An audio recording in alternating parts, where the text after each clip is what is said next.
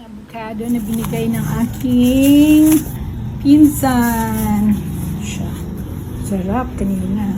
Sa dalawa, tatlo, apat, lima, anim, pito, walo, siyam, sampo, 11, 12, 13, 14, 15,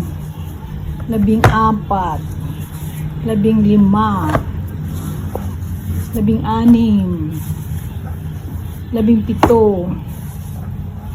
17, 18, 19, 20. Yay!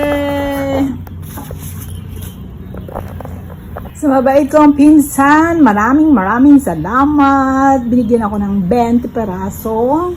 Oh, avocado. Makagawa na ako ng avocado ice cream. Oh, ang sarap. Na-imagine ko ang sarap na avocado. Hahanap tayo ng hinog. Matigas pa.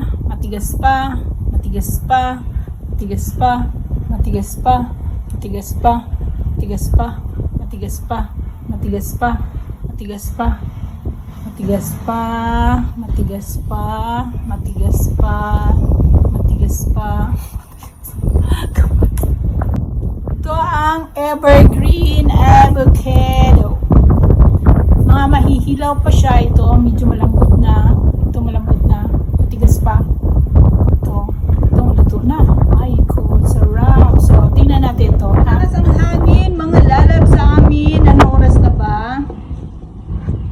1:12. Wala akong tanghalian, mga lalab. So, ito na lang kainin ko. Diba? Paano kayo kumain ng avocado? Kasi natin yung ating avocado. Wait siya. Ayan yung ating avocado. Sinira ko lang. Dapat pala nag-hours na ako sa kanya. Yan, kuhita natin. Natin yung dahon. Kain tayo ng avocado. Ito ay evergreen avocado.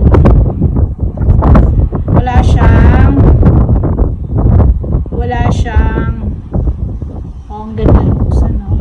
Hindi, manipis na yung balat niya. Thanks to Manong Jose. Inakyatan niya ako. Tsaka pinabihan niya ako ng avocado. Tagal na sila kumakain ng avocado. Last harvest na to. Kaya nisave niya ako ng dami. 20. Wala na bunga yung avocado.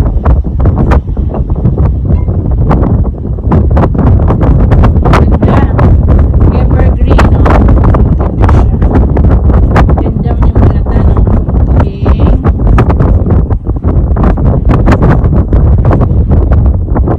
Wow, ganda. Ganda ng avocado. Hindi ako ngayon nakakain ng rice.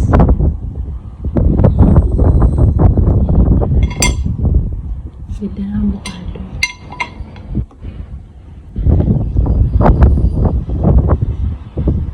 Ganda. Ganda na. Hindi siya gaanong ripe pa. Kumbaga tama lang yung hinog niya. Hinarvest ko siya noong Wednesday. Tinanggal sa puno. So, Wednesday, Thursday, Friday, Saturday, hinog na siya. Hindi lahat. Mga 4 na yung hinog. Ito na yata ito magawa itong hindi ko siya magawang ice cream. Kasi unti-unti ko na siya kinain eh.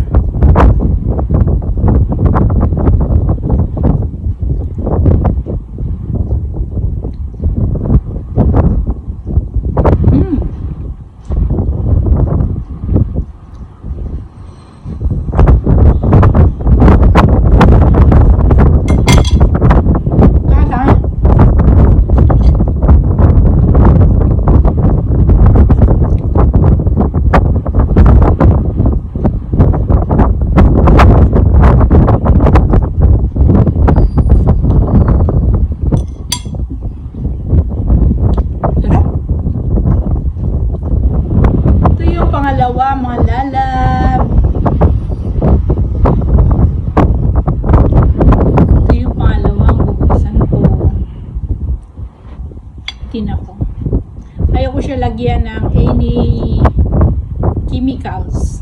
Natural lang dapat kainin. Kasi, ang sweet pala, kaya pag nag-sweet ka, madaling mamiyak-miyak ka. Wow, ang cute! Sa kalawa! Ganda! Lakas ang hangin.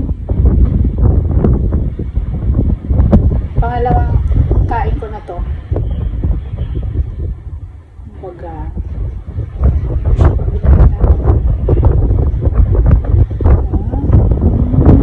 So cute.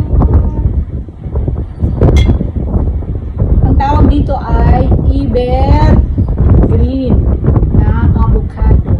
Mayroon ibang klase dito, mas medyo mahaba. Ito siya, okay lang.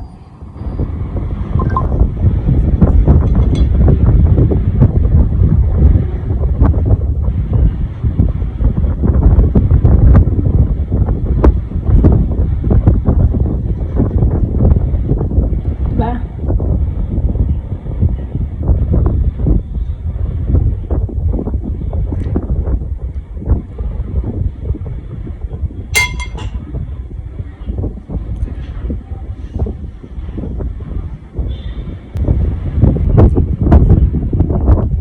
Lagkitan siya nga lala, balagkit.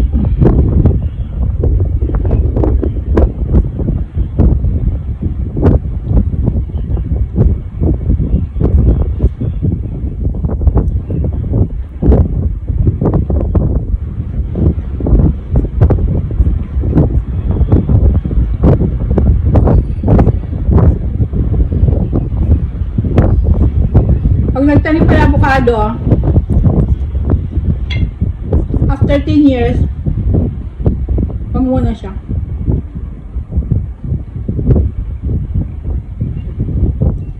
Sayang. Ganda. Ang loob niya. Ito ay galing kay Madam Laila. Kumuha ako ng lasabat. Ito yung nakuha ko. Yung isa naman, sugat-sugat. Ito siya. Bubuksan ko mamaya. Ito naman, galing sa pinsan ko. Evergreen tawag dito. Hinog na siya pero green pa rin siya. Ito siya, mahinog siya pero mag-violet siya. So bubuksan natin mga lalab. Anong pinagkaiba? So ito yung evergreen, ito yung hindi. Kasi syempre may kulay siya, diba? So bubuksan natin pagka compare natin silang dalawa.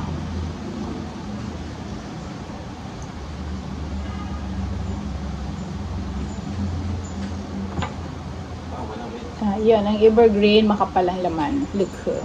Yan. See, kapal na laman niya. Hindi nga siya binalatan. Maulan. Ito yung hindi evergreen. Ito siya juicy. Juicy ang laman nito. Kumbaga matubig-tubig. Ito na mo. Magtubig na nga yung ano. Yan. Yan siya.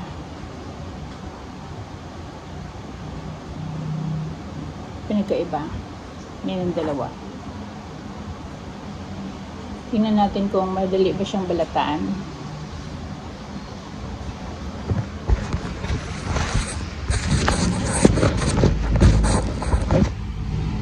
Ito ay galing sa friend ko.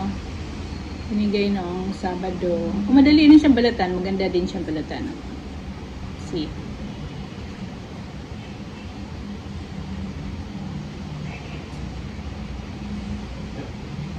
Pero yung laman niya, hindi gaano makapal, manipis lang.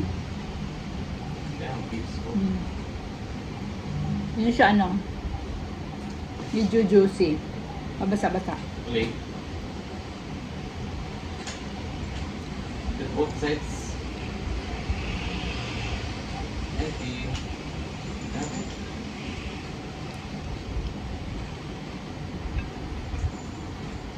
They are doing mind games, huh? Okay. They are chessboard. The 3 important fruit pala na kailangan mong kainin every day. Number 1 is avocado. Second is berries. Any kinds of berries. Third is grapes. Yun pala. Nakakawala pala yun ng wrinkles. Kaya pala mga lalab, wala akong wrinkles. Joke. Kasi mahilig ako dati ko bumili ng grapes. Na-addict ako ng grapes. Sa H&M. Araw-araw bumibili ako ng 2 kilo. Sa SM yung seedless, makulay violet. Tapos partner niya pag kinakain, yung cheese, yung Gouda cheese. Subo ka na, kagat ka ng cheese. Tapos, isang kagat mo ng cheese, 3 grapes. Kasi di ba cheese maalat. Kasi ito galing sa Batangas naman to, Lagkitan. Iba yung lasa niya. Oh, yeah. Hindi siya ganong juicy. Nice one. Medyo makapal lang naman niya. Compare mo dito sa isa. Kasi siya, magtay-tay yata ito. Ito Rizal. Ito galing to sa Ilocano. Pinsan ko, nagtanim nito Ilonggo. Mabilis ang balatan. Hinarvest to noong Wednesday. Yon, Monday na. No. Last harvest na to sa puno niya. Maliit lang yung puno nito. Harap.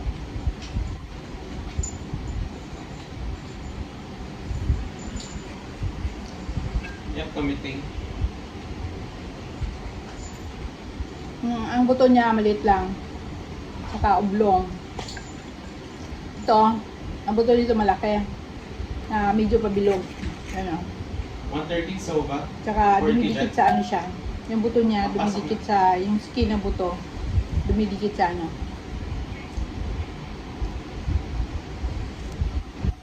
Doon na yung jet. Oh, wow!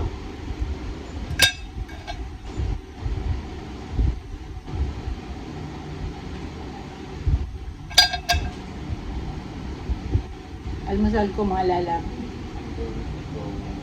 First thing in the morning, you eat fruit. Dapat fruit bago ano, yung iba kasi pagkagising, coffee ka agad, diba? Sa akin hindi, fruit. Hindi ako nagko-coffee kasi sarap siya.